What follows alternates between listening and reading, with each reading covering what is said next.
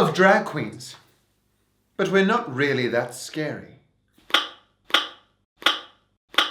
Hello kittens, I'm Lady Aria Grey, a drag queen, and today I'm explaining drag. What's drag? This is drag. End of video.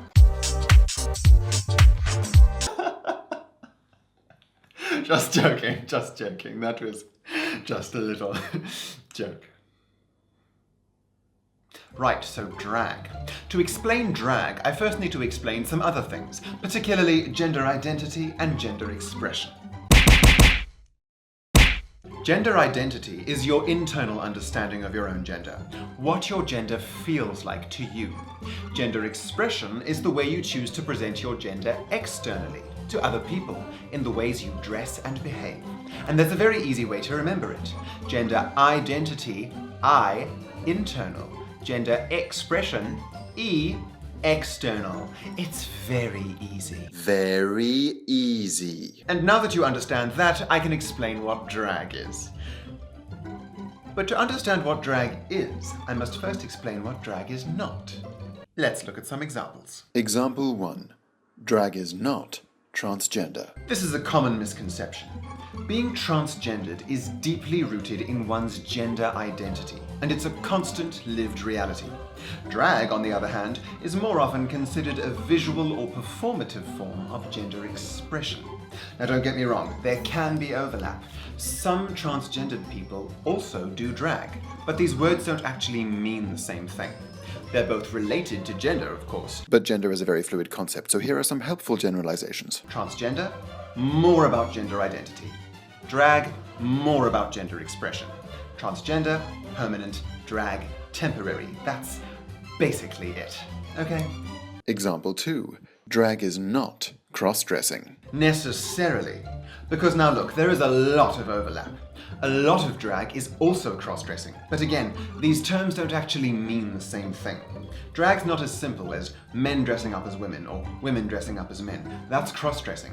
But that's a very binary way of defining drag. And binaries are bad. If you want to know more about gender binaries, watch this video, and then this video, and then thank me. Okay, next example. Example 3. Drag is not an acronym. Another common belief is that drag stands for dressed as a girl. No. Well, to be fair, this is where the word drag is believed to have come from.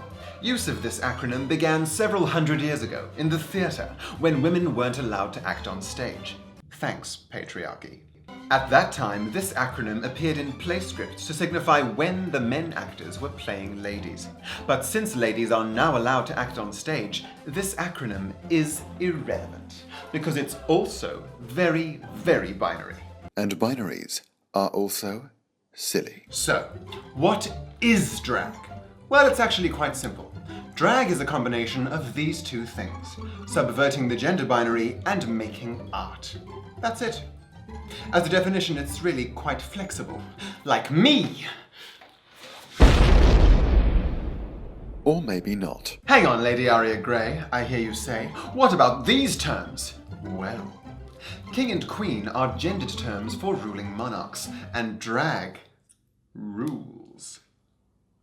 So when a drag artist exaggerates their femininity, they might call themselves a drag queen. And when a drag artist exaggerates their masculinity, they might call themselves a drag king. Or they might not. Whatever. Now, importantly, these terms are not intrinsically linked to sex. Most drag queens are male, but not all of them. And most drag kings are female, but not all of them. Female drag queens and male drag kings also exist. We sometimes hear terms like faux queen, bio queen, faux king, bio king used to describe them. Some drag artists like these terms, some don't. Personally, I think they reinforce the idea that we need to define everyone in relation to their sex, which is precisely the opposite of what drag is trying to say. So I think we should burn them. But that is just my opinion. Because at the end of the day, drag is drag, and any kind of person can do any kind of drag they want. And on that note, let's look at some examples.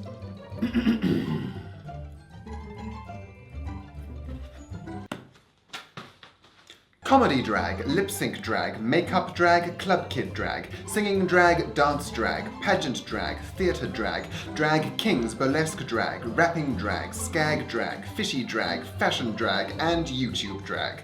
And yes, all of the queens you just saw on the right side of your screen were proudly South African. Yeah, South Africa! So yes, there are many different ways to do drag, and there's a lot of overlap between the ideas of drag, sex, gender, gender identity, and gender expression. But it's down to each individual drag artist to define their own drag for themselves, because at the end of the day, drag is subjective. That's right. You might even say it's a grey aria. Oh my god, I'm so clever!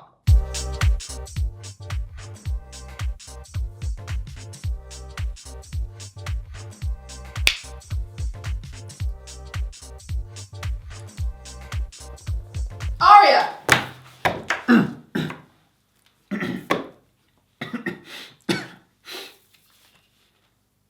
I love you, Max.